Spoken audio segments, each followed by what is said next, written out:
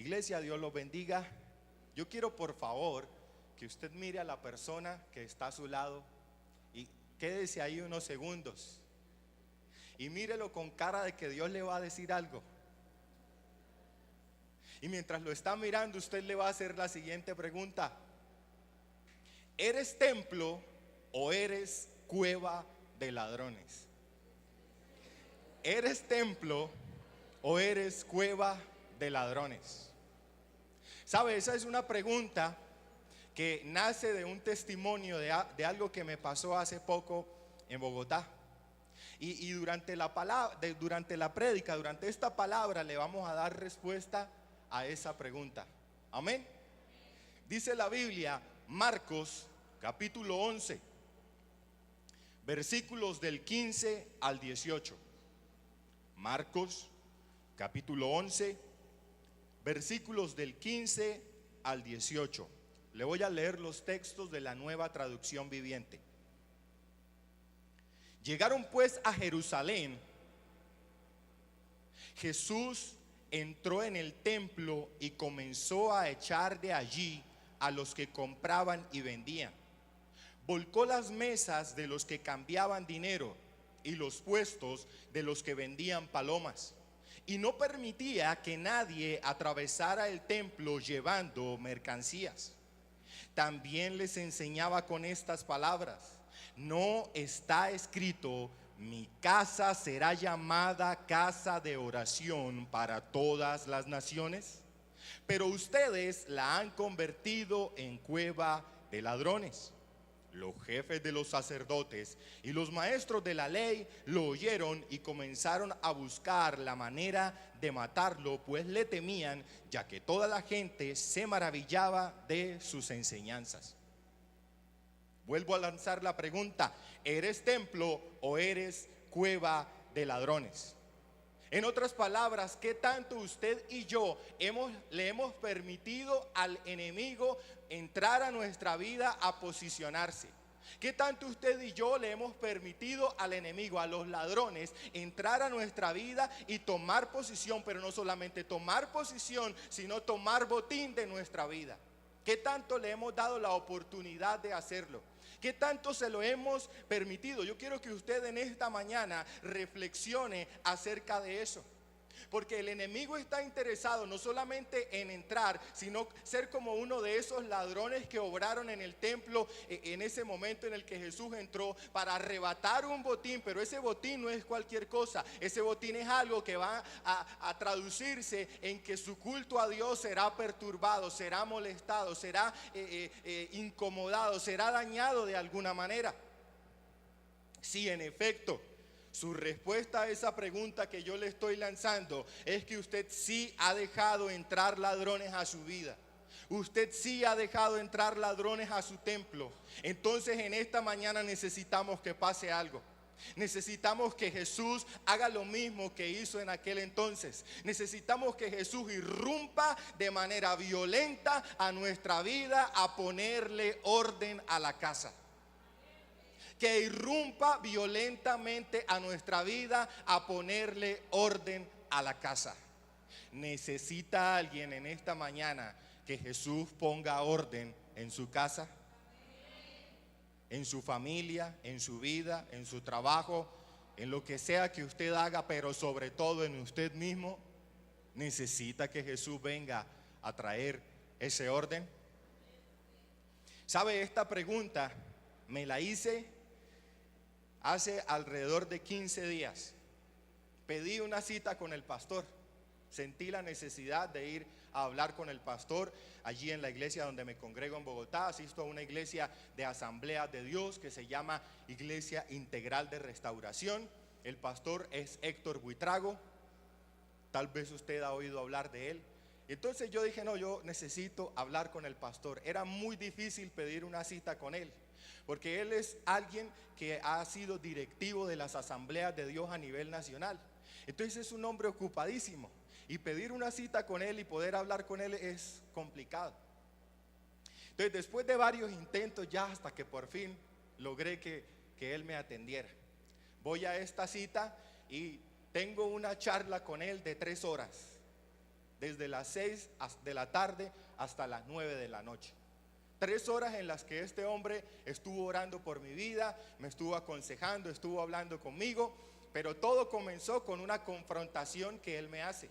Y la confrontación que él me hace es esta pregunta que yo estoy compartiendo con usted en esta mañana: ¿eres templo o eres cueva de ladrones? Y de mi respuesta a esa pregunta, la necesidad de que Jesús venga a mi vida, me visite. Y digo visite no porque no esté conmigo, hablo de visite porque necesito que se manifieste en mí de una manera poderosa para poner orden al templo. Amén. Y de eso es de lo que yo le quiero hablar a usted en esta mañana. Entonces, para responder a esa pregunta de si eres templo o si eres cueva de ladrones, debemos considerar algunos aspectos. Número 1, el concepto del templo. Escúcheme bien. Primera de Corintios, capítulo 6, versículos del 19 al 20.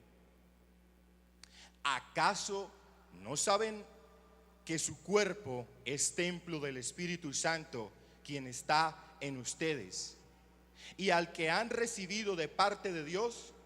Ustedes no son sus propios dueños, fueron comprados por un precio. Por tanto, honren con su cuerpo a Dios. Se lo leo nuevamente. Primera de Corintios, capítulo 6, versículos del 19 al 20. ¿Acaso no saben que su cuerpo es templo del Espíritu Santo, quien está en ustedes, y al que han recibido de parte de Dios?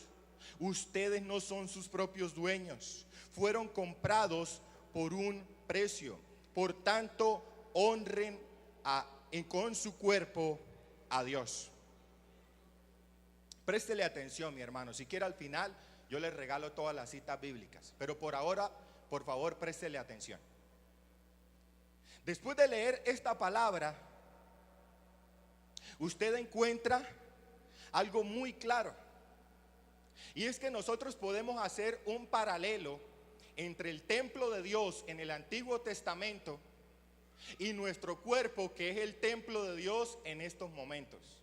Su cuerpo, su vida, mi vida es el templo de Dios en este tiempo de la gracia.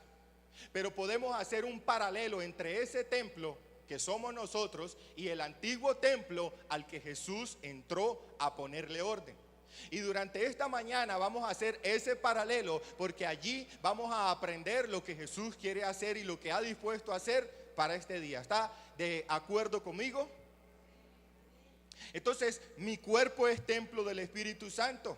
Vamos a hacer un paralelo entre el templo antiguo y el nuevo que somos nosotros. Y vamos a comprender entonces cómo hay un funcionamiento de nuestro ser. Así como el templo de Dios en el Antiguo Testamento fue diseñado y fue construido para rendirle culto, adoración y alabanza a Dios, su vida, su cuerpo, su ser también ha sido destinado por Dios para que usted sea un epicentro de adoración y alabanza. Su vida, su cuerpo, su ser ha sido destinado a ser un epicentro de exaltación, de honra, de gloria al Señor de manera permanente. Usted, donde quiera que vaya, tiene que ser un portador de un culto de Dios permanente. ¿Lo entiende? ¿Lo cree? Es así como debe ser su vida, en un permanente servicio, en un permanente culto de honra y de adoración, de exaltación y de alabanza al Señor, donde quiera que usted esté. En este texto base que estamos utilizando hay una frase que resalta y dice: Jesús entró al templo. No porque no esté con nosotros, no porque usted y yo no seamos de su propiedad, no porque Él no more en nosotros desde el momento que le entregamos nuestra vida, no porque el Espíritu Santo y la gracia de Dios no esté con nosotros.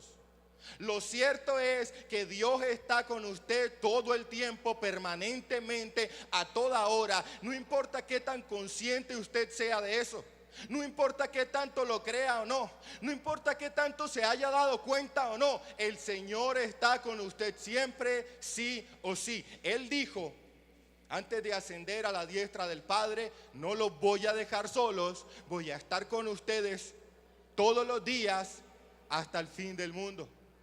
Y no solamente dice eso la palabra, sino que dice en otro lugar, la unción del Santo que reposa, ojo, reposa sobre vosotros, les enseñará todas las cosas. Usted y yo somos morada de Dios.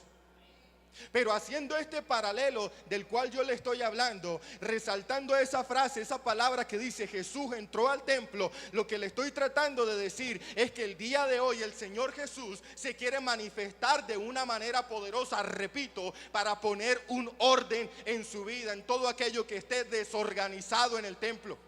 Entonces esta mañana, esta palabra demanda de usted un autoexamen.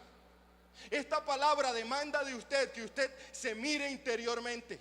Esta palabra demanda de usted una introspección. Y a través de esa introspección, que usted se revise a ver qué hay ahí. ¿Qué hay en su corazón? Lo que nadie sabe, lo que nadie conoce, lo que no le ha contado a nadie. Lo que quizás sea un secreto vergonzoso de una falla o de un error cometido. Usted va a revisar esa parte. Porque el día de hoy Jesús va a visitar eso para ponerle orden.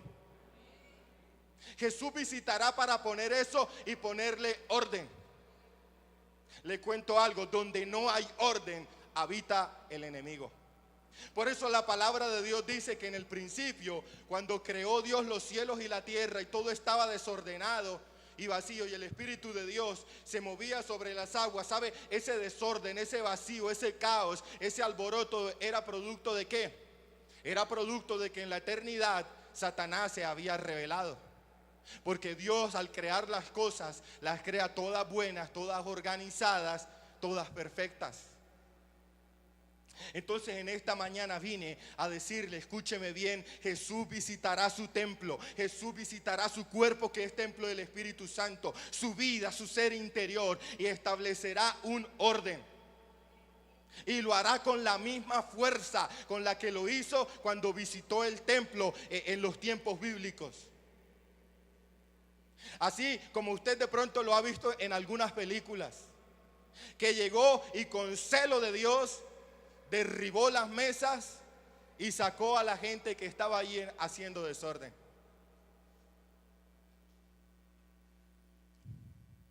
Número 2, el proceso de ordenar el templo. Mateo, vamos a leer esto, Mateo capítulo 12. Mateo capítulo 12, versículos del 43 al 45. Se lo repito, Mateo capítulo 12, versículos del 43 al 45. Cuando un espíritu maligno sale de una persona, va por lugares áridos buscando descanso sin encontrarlo. Entonces dice: volveré a la casa de donde salí. Cuando llega, la encuentra, ojo a esto, desocupada, barrida y arreglada.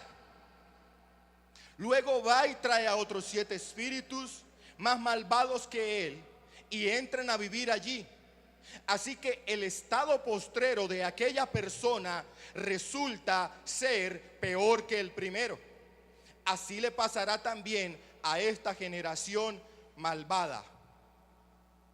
Hay, escúcheme bien, hay un botín que motiva al enemigo a pelear contra usted y por usted.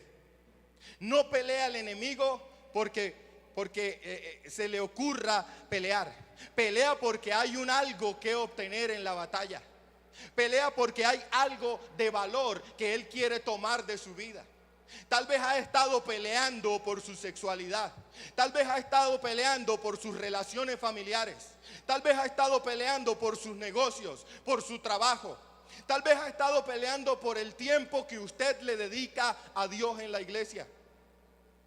Tal vez ha estado peleando por su oración, por su adoración, por su alabanza.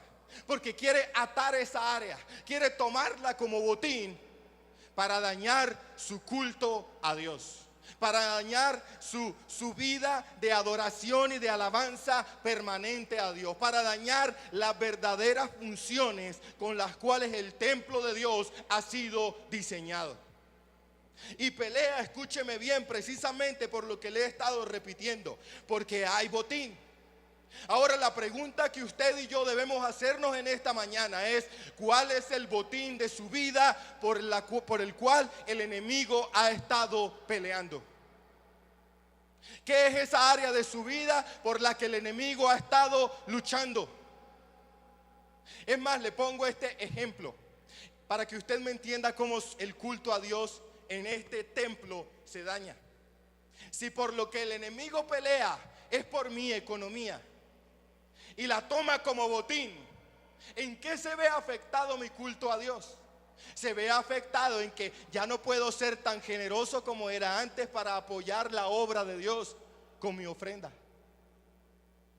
Si el botín por el que el enemigo ha estado peleando son sus relaciones familiares y ha estado tratando de atar eso, ¿en qué afecta eso el templo? ¿En qué afecta eso el culto del templo?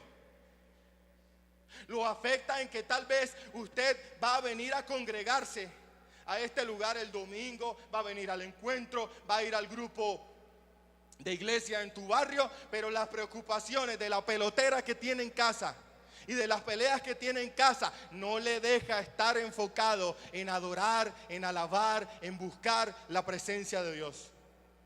Y así yo podría seguir dando el ejemplo en esta mañana. Así como el hermano Daniel nos hablaba hace un rato de ir al grupo iglesia en tu barrio, pero me duele la cabeza, pero me duele la espalda, pero me duele lo otro, pero me cansé, pero no me cansé. ¿Sabe? Es posible que el enemigo esté tratando de tomar eso como botín para afectar su culto a Dios. Entonces esta mañana, mientras yo estoy predicando, usted va identificando el botín, porque le traje buenas noticias de parte del Señor.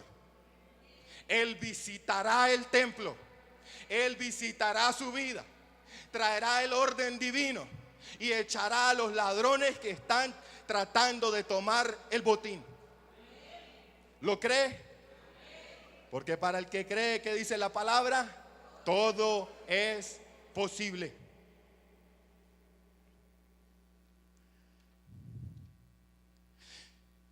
Para que el enemigo, el maligno, pueda tomar ese botín del que estamos hablando, necesita hacer algo que es clave. Necesita, escúcheme bien, posicionarse. Y ese posicionarse implica que se va a ubicar en algún área del templo, es decir, de mi vida. Se va a posicionar ahí, va a tratar de ubicarse ahí, y desde ahí va a tratar de tomar ese botín del que está interesado. Y no le estoy diciendo con eso que es que usted ahora se va a endemoniar, ni que el diablo se le va a meter. No, va a tratar de ubicarse en una área específica. Y va a tratar de ubicarse allí porque quizás usted se lo permitió. Pero Jesús dijo cuando entró al templo, no solo dijo, sino que hizo algunas cosas. Jesús comenzó a echar de allí a los que compraban y vendían. En el templo, en ese templo bíblico al que Jesús entró, ¿qué personajes estaban ahí tratando de beneficiarse y de tomar botín? Unos ladrones. Los dejaron entrar, alguien les permitió entrar y montar ahí una posición, un puesto de avanzada desde donde trabajar. Montaron ahí su mesa de negocios. Y cuando la gente llegaba con su dinero, tal vez a llevar una ofrenda, tal vez a comprar las palomas o el cordero para los sacrificios y luego presentarlo delante de Dios, estos ladrones ofrecían el negocio, robaban, estafaban y se enriquecían. Es decir, tomaban botín de las personas. El botín que las personas, lo que ellos tenían, su posesión, lo que ellos iban a utilizar para el cordero, para la paloma, para la ofrenda, para rendirse en el altar y levantar el culto al Señor. Así que si esos ladrones estaban allí y montaron la mesa, no lo hacían legalmente, Lo hacían porque les había sido permitido. Tal vez usted, escúcheme bien, ha permitido a ladrones, es decir, agentes del enemigo, tomar posiciones en áreas de su vida para robarle cosas que están destinadas a su adoración, a su alabanza y hacia su exaltación al Señor. Pero lo bueno es que Jesús entró allí y ¿qué hizo? Echó fuera a los que compraban y vendían. Si Dios le está hablando en esta mañana a través de esta palabra, yo quiero decirle que Jesús, una vez más se lo voy a repetir, Jesús va a entrar y echará a todos los ladrones que estén actuando, a los que usted haya dejado tomar posición. Y lo hará por una razón, porque el templo no fue destinado para ser cueva de ladrones. El templo fue destinado para adorarle y alabarle a Él y para que fuera morada de su bendita presencia. ¿Qué hace Jesús? Jesús volcó las mesas de los que cambiaban dinero y los puestos de los que vendían palomas. Eso implica que Jesús destruyó los lugares de posicionamiento de los ladrones o agentes del enemigo y los sacó de allí corriendo. Y Jesús va a hacer lo mismo en usted y en mí el día de hoy. ¿Qué más hizo Jesús? Y no permitía que nadie atravesara el templo llevando mercancías. Quiere decir que Jesús prohibió esa actividad de los ladrones. Jesús prohibió la actividad, la operación de los ladrones o agentes del enemigo. Les quita su posición, los saca de ahí y les prohíbe actuar.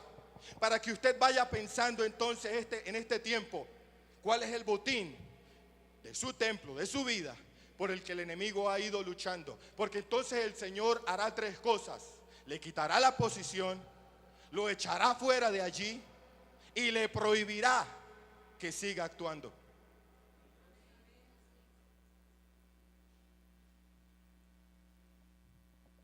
Lo clave en esto que le estoy explicando es la siguiente frase: casa desocupada.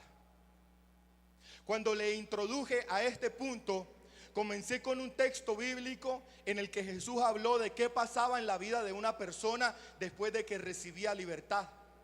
Esa persona quedaba como una casa arreglada, ordenada, muy limpia, pero con un problema: vacía.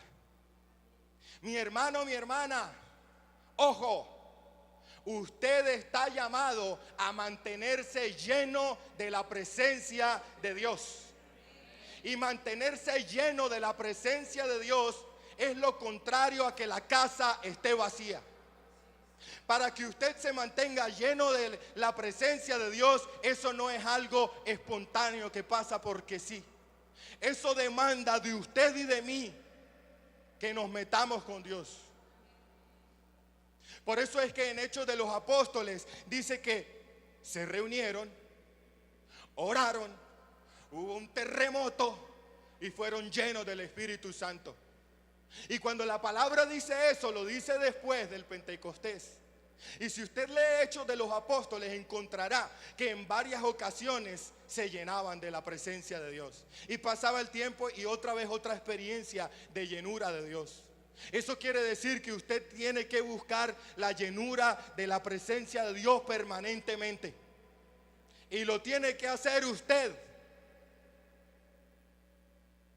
Porque si no lo hace y permite que la casa esté vacía, el enemigo de cuando en cuando le va a dar una ronda a ver cómo está. Y cuando se dé cuenta que está vacío, lo marcará como objetivo de ataque. Porque la casa está como vacía. Entonces no lo permita. Número 3. ¿Por qué ordenar el templo? Jesús dijo cuando entró al templo bíblico: pero ustedes lo han convertido en cueva de ladrones.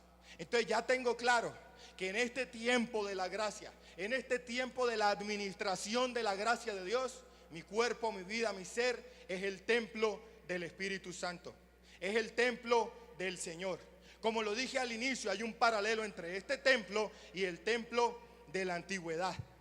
Entonces usted y yo tendremos que tener cuidado con cualquier agente del enemigo o ladrón que quiera venir, entrar, tomar posición y estorbar nuestro culto a Dios. Pero ojo, como ya le dije hace un momento, solo lo puede hacer si nosotros se lo permitimos. Porque legalmente usted y yo somos propiedad del Señor. Legalmente usted y yo fuimos diseñados para ser templo que honra, que adora y que es morada de su presencia.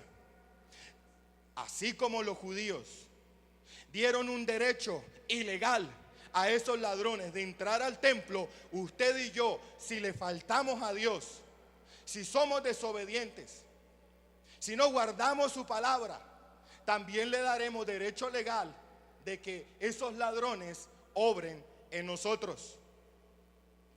¿Qué le pasó al pueblo de Israel? ¿Cuántas veces profanaron el templo? ¿Cuántas veces lo deshonraron? Hasta lo llenaron de ídolos. Ejércitos extranjeros lo invadieron. Fue profanado de muchas maneras hasta que fue destruido. Quiero decirle algo, allí hay una enseñanza para usted y para mí. Y es que si usted se descuida, usted también puede deshonrar el templo. Usted también puede profanar el templo. Usted también puede arruinar el templo. Usted también el templo lo puede llenar de idolatría. Si su corazón ama cualquier otra cosa más que a Dios, usted dejó entrar un ídolo al templo.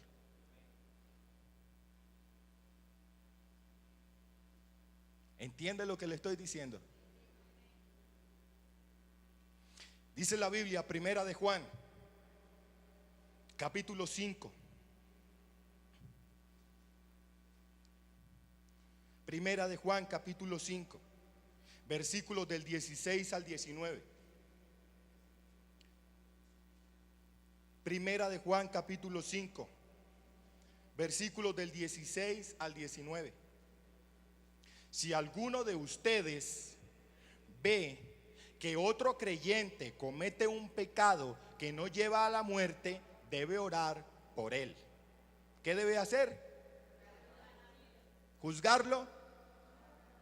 ¿Recriminarlo? ¿Tratarlo mal?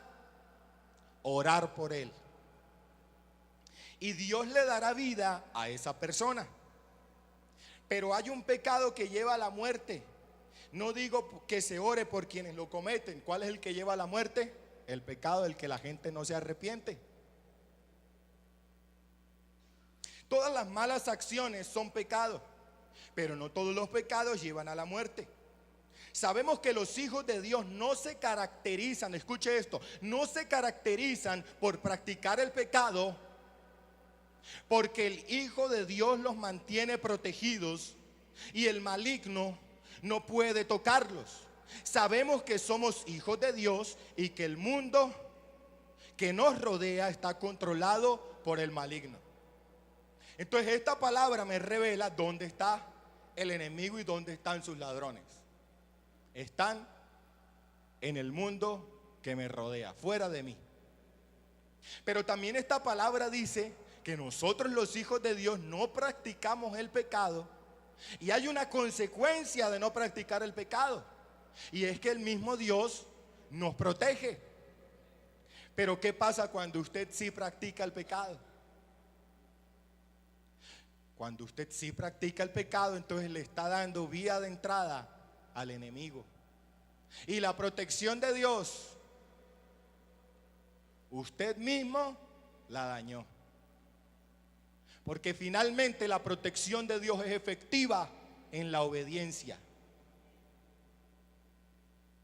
La protección de Dios, escúcheme esto, es efectiva en la obediencia. Entonces hay un llamado que nos hace la palabra en esta mañana. ¿Quiere tener una armadura de Dios poderosa en su vida y no ser tocado por el enemigo? Haga lo que no hacen los hijos de Dios. Los hijos de Dios no practican el pecado. Pero mientras pensamos en estas cosas, mientras reflexionamos en estas cosas, surge una pregunta. Entonces, ¿hasta dónde pueden entrar esos ladrones? Bueno, esos ladrones inicialmente entrarán hasta donde usted se lo permita. Pero entonces aquí me sirve mucho, nos sirve mucho el paralelo entre el templo del Antiguo Testamento y nosotros que somos el templo del Nuevo Testamento. ¿Cómo estamos constituidos? Estamos constituidos cuerpo, alma y espíritu. ¿Dónde está el paralelo? En que el templo del Antiguo Testamento tenía atrios, lugar santo y lugar santísimo. Entonces usted ve, si usted se pone a analizar esto y lo estudia, que esos ladrones solo pudieron entrar hasta el patio exterior y hasta el atrio del templo, pero más allá de ese lugar no pudieron entrar. Eso quiere decir que si hacemos el paralelo, el lugar santísimo es mi espíritu, el lugar santo es mi alma y los atrios son mi cuerpo. Y ese patio de entrada será lo que yo tengo inmediatamente a mi alrededor. ¿Me va entendiendo hasta acá? Por cuanto en el momento en que usted y yo nos convertimos al Señor, el Espíritu Santo viene a morar con nosotros y se une con nuestro espíritu. Los ladrones, los agentes del maligno no pueden llegar hasta allá. Pero si usted está en una práctica pecaminosa, le dará entrada y podrán afectar su cuerpo. Y si usted sigue en una práctica pecaminosa todavía más profunda, le podrán tocar el alma. ¿Cómo así? Claro, porque fuimos salvos, escúcheme esto, en esperanza. De manera instantánea su espíritu, su alma está siendo regenerada, pero su cuerpo fue sujeto a esperanza de resurrección. Y yo le demuestro que usted sigue siendo vulnerable porque usted todavía se enferma. Y no solamente se enferma, sino que va a morir igual que yo. Y la enfermedad y la muerte nos puede tocar porque esa área todavía está en la esperanza. Solo cuando hayamos resucitado esa parte no podrá ser afectada. ¿Y por qué en el alma puede tocar? Pues cuando usted se amarga la vida, cuando usted se llena de rencor, cuando usted no deja sanar el corazón, cuando usted no perdona, cuando usted tiene fantasías de lujuria, de adulterio, cuando usted en su pensamiento tiene la venganza o cosas semejantes, es porque usted está dejando que el enemigo le toque en el alma. Y no estoy hablando, escúcheme bien para que no crea que estoy diciendo herejías. No estoy hablando de que usted ahora se va a endemoniar o de que está endemoniado ni nada de eso, sino de hasta dónde usted deja que el enemigo vuelva a molestarlo. Hasta dónde usted le permite al enemigo que venga a fastidiarlo. ¿Entiende eso? ¿Sí o no? Amén. ¿Sabe? La respuesta es muy sencilla. Entrará o tocará o los ladrones se posicionarán o le robarán botín hasta donde usted lo deje. Número 4, el funcionamiento del templo. Jesús dijo cuando entró a ese templo bíblico, Jesús dijo: mi casa será llamada casa de oración para todas las naciones. Entonces Jesús, al proclamar eso, me está diciendo que el templo de Dios debe funcionar de una manera. El templo de Dios no está para ser cueva de ladrones. El templo de Dios no está para que el enemigo se posicione.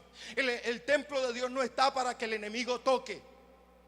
El templo de Dios está para cumplir, repito, con la función para el cual fue diseñado. El diseño y la construcción del templo tiene un fin. Su vida como templo de Dios tiene un fin: que se cumplan los propósitos de Dios. Es decir, que usted mismo, yo, que seamos un lugar para culto, ya lo dije, un lugar para adoración, para alabanza, para servicio, para conocimiento de Dios, para reconciliación con Dios, un lugar de respuesta de Dios. Usted se tiene que convertir en eso donde quiera que esté. y donde quiera que vaya. Mire lo que dice la palabra en Segunda de Corintios. Segunda de Corintios, capítulo 5. Segunda de Corintios, capítulo 5, versículos del 18 al 20. Todo esto proviene de Dios, quien por medio de Cristo nos reconcilió consigo mismo y nos dio el ministerio ¿de qué? De la reconciliación. Esto es que en Cristo Dios estaba reconciliando al mundo consigo mismo, no tomándole en cuenta sus pecados y encargándonos a nosotros el mensaje de la reconciliación. Así que nosotros, embajadores de Cristo, como si Dios los exhortara a ustedes por medio de nosotros, en nombre de Cristo les rogamos que se reconcilien con Dios. ¿Qué tiene que ver esto con lo que estoy diciendo del correcto funcionamiento del templo? Que si yo soy, es decir, yo soy el templo de Dios, y como templo de Dios, yo soy vehículo de culto a Dios, de adoración, de alabanza, de todo lo que le he estado predicando, pero soy vehículo de reconciliación. En la antigüedad la gente quería buscar de Dios, ¿y a dónde iba? Al templo. Iba a ese templo, ¿y qué hacía para encontrar paz con Dios? De sus culpas, sacrificio. En este tiempo es lo mismo. Las personas van a ir a usted, a mí, porque nosotros tenemos el mensaje de la reconciliación, porque nosotros tenemos en nuestro corazón altar para Dios, conocimiento, revelación de la obra de muerte y de resurrección del Señor Jesucristo. Y nosotros somos los que le damos eso a las personas, para que entiendan que deben arrepentirse, convertirse al Señor Jesucristo y ponerse en paz con Dios. Es decir, usted y yo estamos haciendo las funciones del templo. ¿Lo entiende? Mi hermano, si lo entiende, qué importante es entonces que tenga el templo en orden. Porque hay gente que lo va a venir a buscar a usted y a mí para acercarse a Dios. Número 5, la muerte contra la vida. Después de esta escena en la que Jesús entró y puso orden al templo, pasó algo. Dice allí: los jefes de los sacerdotes y los maestros de la ley lo oyeron y comenzaron a buscar la manera de matarlo. Jesús irrumpió en el templo, Jesús le puso orden, Jesús tiró las mesas, Jesús sacó a los ladrones, Jesús les prohibió que operaran, que actuaran en el templo. Jesús va a hacer eso mismo en usted y en mí en esta mañana. Jesús le puso orden a la casa. Jesús le llenó la casa con su presencia para que el enemigo no tuviera caída. Jesús llegó y le quitó el derecho legal que el pueblo le había dado para ocupar posición allí. Y dijo: ustedes no pueden estar aquí. Pero pasó algo. Los sacerdotes y los maestros de la ley quisieron matarlo. Eso a mí me revela algo. Y es que usted y yo estamos en un escenario permanente de guerra. Aunque Jesús mora en mí, aunque el autor de la vida mora en mí, vive en mí, externamente, siempre en ese escenario de guerra, el enemigo tratará de usar algo para matar la vida que he recibido. ¿Y cómo lo va a hacer? Lo invito a que se lea con detenimiento el libro de Romanos, porque en el libro de Romanos explica algo, y es cómo la ley es usada por el enemigo para traer muerte. La ley es usada por el enemigo para traer muerte cuando usted y yo desobedecemos a lo que la ley o a lo que los mandatos de Dios dicen. Y eso tiene que ver con algo, y es que qué personas trataban de matar a Jesús porque les desagradó, porque les disgustó que Jesús pusiera orden en el templo. los maestros y los sacerdotes, es decir, los conocedores de la ley. Lo invito a que lea el libro de Romanos. Porque, ¿qué es lo que hace el enemigo? El enemigo lo que hace es utilizar la misma palabra de Dios para reclamarle a Dios en su acusación que nos ajusticie porque desobedecimos. Y eso revela su deseo. Su deseo es traer muerte a la vida de Dios que hay en nosotros. Lo mismo que quisieron hacer esos sacerdotes, esos maestros de la ley con Jesús. Pero usted y yo vamos a hacer algo, no se lo vamos a permitir. Dice la palabra segunda de Corintios, capítulo 3, versículo 6. Segunda de Corintios, capítulo 3, versículo 6. Él nos ha capacitado para ser servidores de un nuevo pacto, no de la letra, sino el del espíritu. Porque la letra mata, pero el espíritu da vida. Esa contradicción está explicada en el libro de Romanos. Como algo bueno, que es la palabra de Dios, el enemigo trata de usarlo en nuestra contra. Entonces, usted le queda de tarea para esta semana leer el libro de Romanos. Para concluir, vuelvo y lanzo la pregunta con la que comencé. ¿Eres templo o eres cueva de ladrones?